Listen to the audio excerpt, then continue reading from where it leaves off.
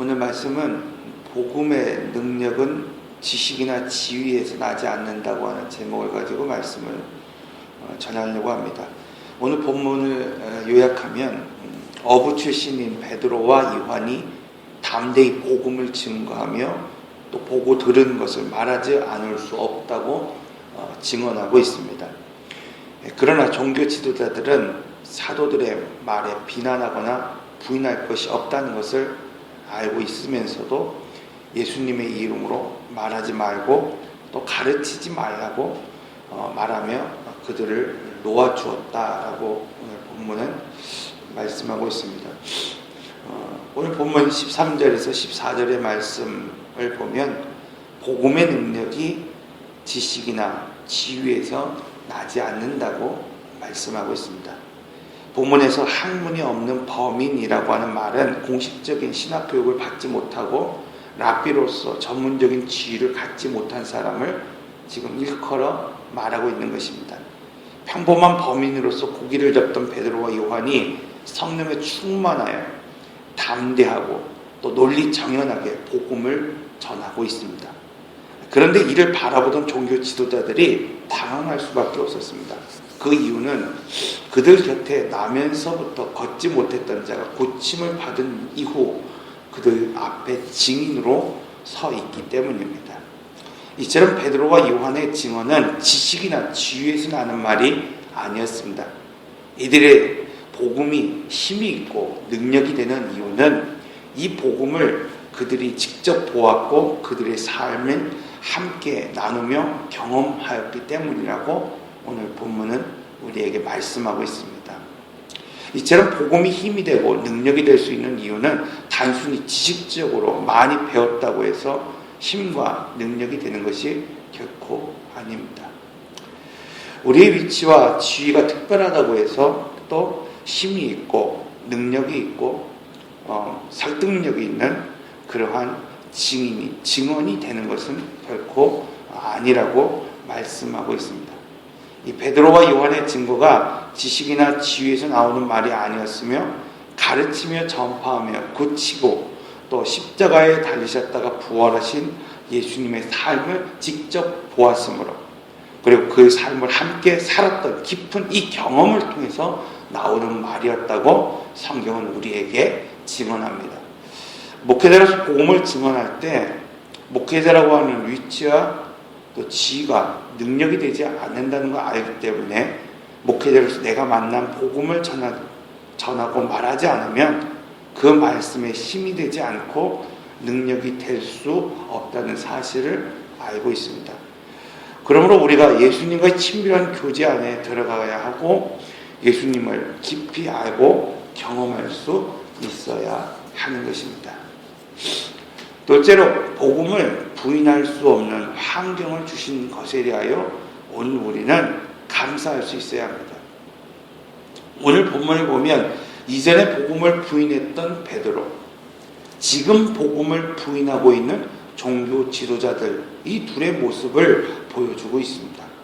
종교 지도자들은 명백한 증거와 증인들이 있음에도 불구하고 예수의 이름으로 안전뱅이가 고침을 받은 것을 결코 시인하지 않습니다. 그렇다고 해서 명백한 사실 앞에서 그 일을 부인하지도 못하고 있습니다. 베드로는 지난날 예수님이 잡히던 그 밤에 주님이 말씀하셨듯이 두려움으로 인하여 3번이나 주님을 부인했던 사람입니다. 종교 지도자들 역시 명백한 증인과 증거가 있음에도 불구하고 자신들의 권위와 권세를 지키기 위해서 구원을 주시는 주님을 부인하고 있다고 말씀하고 있습니다. 성경은 이처럼 회개할 수 있고 돌이킬 수 있을 때 돌이켜 예수님을 믿어야 한다고 말씀하고 있습니다. 그러나 종교 지도자들은 오히려 사도들에게 공회에서 나가라고 말하고 있고 예수의 이름으로 아무 말도 전하지 말라고 위협하고 있습니다. 예수를 부인했던 베드로에게 주님이 찾아가셔서 그를 돌이켜 하나님의 사랑을 깊이 알게 하셨듯이 하나님은 동일한 경험을 갖고 있는 지금 이 베드로를 통해서 이 종교자 지도자들에게 예수님이 십자가에 못 박혀 죽은 사건, 그들이 죽인 그 예수 그리스도, 전하면서 지금이라도 이 복음을 듣고 돌이켜 회개하라고 말하고 있습니다. 하지만 그들은 복음을 부인할 수밖에 없는 이 환경, 이것이 복인지 여기지 못하며 계속해서 예수님을 부인하고 복음의 증인을 내가 쫓았다고 성경은 말하고 있습니다. 아닌 것 같지만 이처럼 성경에 지식이 많은 사람들이 하나님을 부인하고 복음을 거부하는 경우가 많이 있습니다.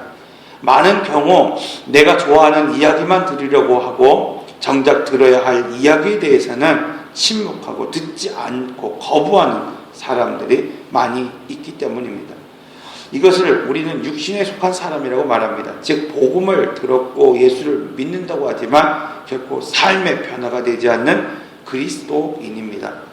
그러므로 내가 지금 어떤 환경에 있든지 간에 그것이 복음을 부인할 수 없고 또 복음을 믿을 수밖에 없는 그 환경이 될 때, 그때가 바로 복이라는 사실입니다. 셋째로 죽었다 살아난 자, 즉 하나님의 사랑을 입은 자, 그 자가 복음을 말할 수 있다고 말하고 있습니다. 누가 복음을 증언하는 사도가 됩니까? 누가 복음을 증언하는 전도자가 됩니까? 요즘 전도사가 아니라는 말이 있어요. 정규 신학 교육을 받은 전도사가 전도를 잘하는 것이 아니라 가장 처음 예수를 믿은 초신자가 오히려 전도를 잘한다고 합니다. 여러분 어떻습니까? 우리는 지금 전도를 잘하고 있습니까? 집사님 어때요? 전도를 잘하고 있습니까? 베드로가 복음의 증인으로 종교 지도자들 앞에서 두려움 없이 복음을 전할 수 있었던 이유는 예수님의 사랑을 깊이 경험했기 때문입니다. 그는 어린 종 앞에서 두려움 때문에 예수님을 3번이나 저주하고 부인했던 사람이었습니다. 예수님은 그를 찾아오셨고 그를 만나 주셨고 그에게 하나님의 깊은 사랑을 깨닫게 해주셨습니다. 이처럼 사랑은 사람을 살리고 용서는 사람을 세웁니다. 오늘 우리가 그리스도의 사랑으로 우리를 용서하신 하나님을 경험한다고 한다면 그 은혜를 입은 자는 결코 가만히 있을 수 없습니다. 하나님의 은혜를 입은 자가 가만히 있었던 경우가 없습니다. 삭개오를 보십시오. 사마리아의 가나안 여인을 보십시오. 지금 나면서부터 안진뱅이였던 이 사람을 보십시오. 그들 모두가 하나님의 은혜를 입었을 때에 그들은 가만히 있지 않고 복음을 증언하는 자로 세워졌습니다. 사랑하는 성도 여러분, 오늘 본문은 복음의 능력이 어떤 지식이나 지위에서 나지 않는다고 말씀하고 있습니다. 죽었다가 살아난 자가 하나님의 사랑을 입은 자, 바로 그들은 복음을 전하지 않을 수 없는 자라고 말하고 있습니다. 오늘 죄 가운데서 죽은 우리가 하나님의 사랑과 은혜로 구원을 얻었다고 한다면 오늘 우리는 반드시 이 복음을 전할 수밖에 없어야 합니다. 이 아침 함께 기도할 때에 하나님의 사랑과 은혜를 기억하며 복음의 증인이 되기를 결단하며 이 시간 함께 기도하는 시간을 갖도록 하겠습니다. 인내하신 구세주여 내 말 들으사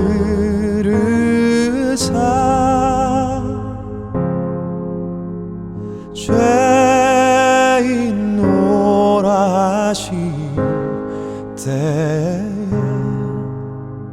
날 부르소서.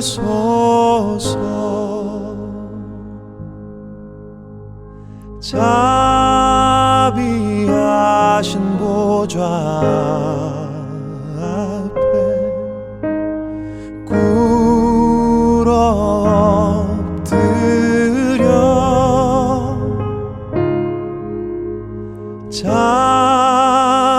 자복하고 회개하니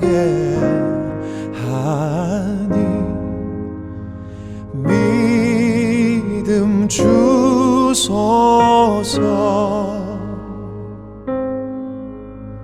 주여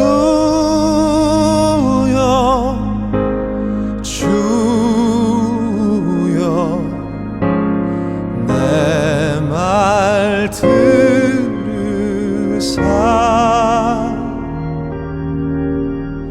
죄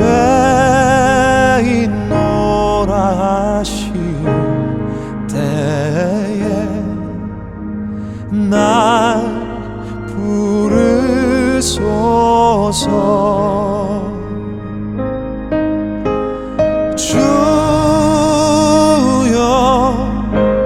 주여 내 말 들으사